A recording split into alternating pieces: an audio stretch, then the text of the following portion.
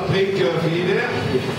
Patrick Philidaire a eu la gentillesse de nous accorder la salle et de plus il nous offre l'apéritif. Et ça c'est vraiment très gentil, on peut l'applaudir.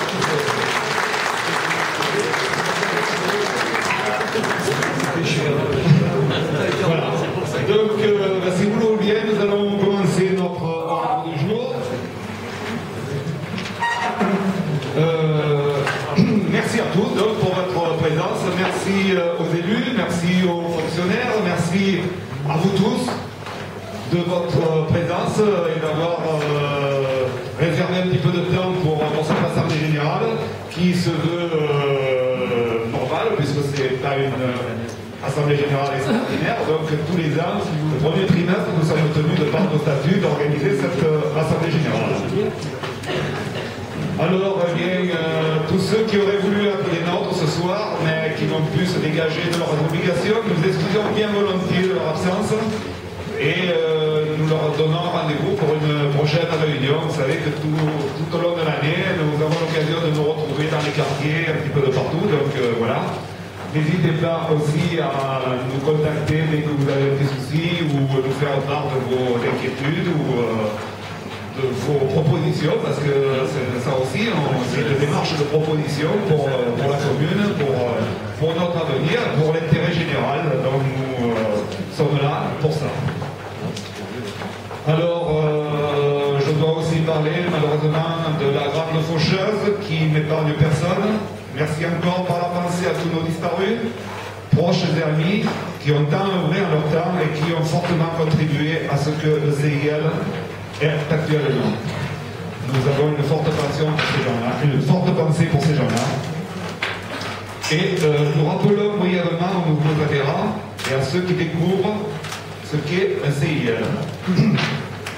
C'est une association relevant de la loi 1901. Ce CIL s'est donné pour objectif d'être à l'écoute des habitants d'un secteur géographique bien déterminé, de recevoir des doléances, des suggestions, de les étudier lors de la réunion mensuelle du bureau ou du conseil d'administration, puis de les transmettre à qui de droit, et bien sûr de suivre les dossiers jusqu'à leur conclusion, en tenant informé le requérant de la progression de son dossier.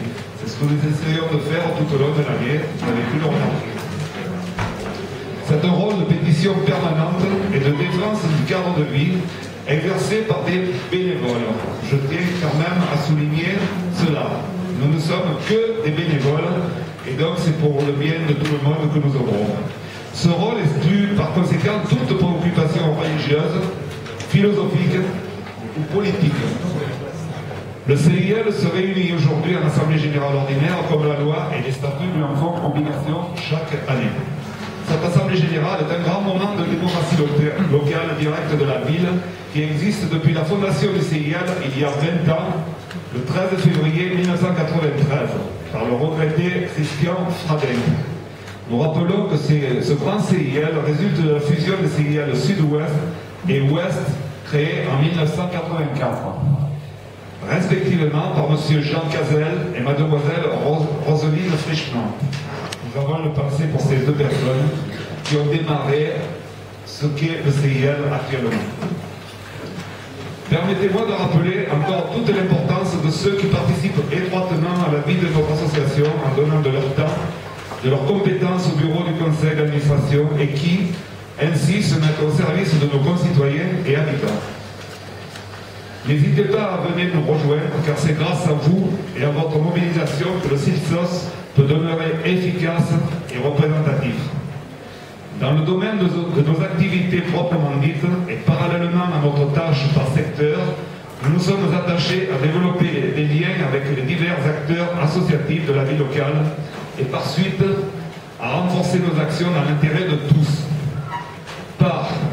D'une part, un partenariat et un suivi sur des activités thématiques avec diverses associations régionales, collectifs des CIL, domaine de Fabregat, les Pescadous de la Perle et de Fabregat, l'association MART et la Confédération Environnement Méditerranée.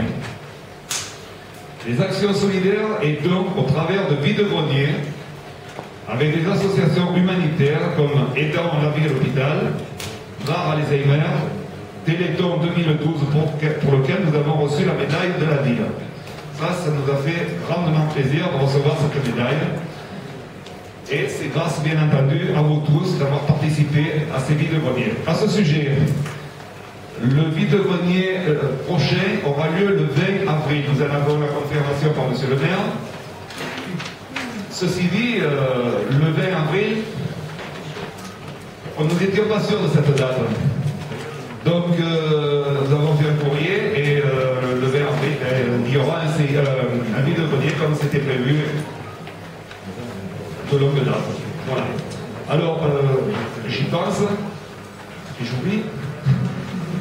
J'ai oublié de vous dire que M. le maire s'excuse de son absence. Peut-être que nos élus l'auraient fait par la suite, mais M. le maire m'a fait dire qu'il était en réunion du conseil régional, donc je suppose que c'est à Marseille, pour les affaires financières, mais certainement pour essayer un petit peu de grappiller encore un petit peu de sous pour notre ville qui en a bien besoin. Monsieur Patrick Martinet aussi s'excuse de son absence pour affaires particulières, donc je ne sais pas plus. J'avais prévu aussi, nous avions invité M. Vialat, je ne sais pas s'il viendra ou... Bon, d'habitude il vient, hein, aujourd'hui il a certainement une occupation, peut-être qu'il viendra un peu plus tard, je n'en sais rien. Je continue. Permettez-moi de rappeler encore toute l'importance de ceux qui participent étroitement à la vie de notre association, en donnant de leur temps, de leurs compétences au bureau et conseil d'administration, et qui ainsi... Oh pardon, excusez-moi. Ils sont terribles. Alors, donc, nous en étions un petit peu à la liste de ce que nous faisions. Des visites d'information comme celle d'Amphitria. À cette occasion, je remercie vivement M. Gilles Vincent, ici présent, notre conseiller général du canton Sud, pour son intervention en notre faveur, et M. Arnaud, qui est le conférencier et qui, par ses talents d'orateur et son professionnalisme, nous a permis de bénéficier d'une présentation particulièrement complète et constructive qui a captivé l'attention de tout l'auditoire pendant 3 heures. Merci en tout cas pour nous avoir aidé à visiter cette installation.